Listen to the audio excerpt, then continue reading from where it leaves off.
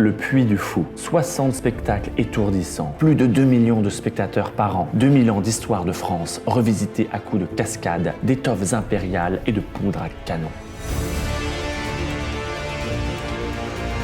Mais aussi spectaculaire, aussi fastueux, aussi grandiose soit-il, le Puy du Fou sait être responsable.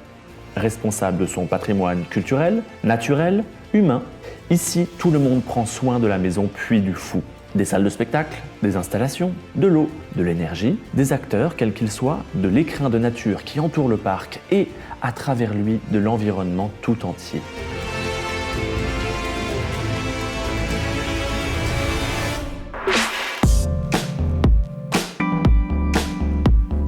Si le Puy du Fou fabrique du rêve à profusion, il est beaucoup plus parcimonieux avec ses ressources énergétiques. Grâce à la tablette, je peux visualiser en temps réel notre consommation énergétique et, comme nous pouvons voir derrière, des éclairages principalement à LED. Même vigilance avec l'eau.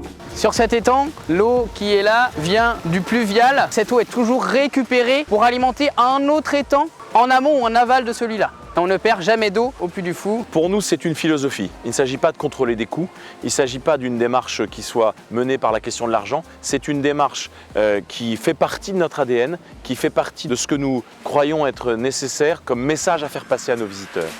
En fait, de la RSE au Puy du Fou, on en fait naturellement, un peu comme on respire.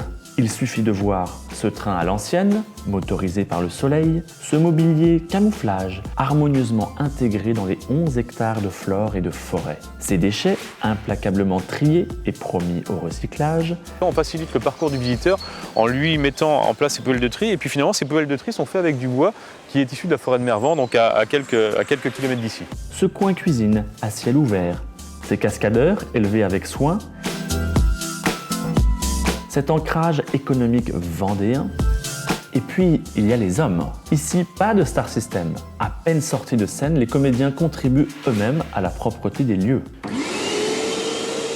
Voici Arthur. Il y a quelques minutes, il tenait le rôle principal devant 2500 personnes.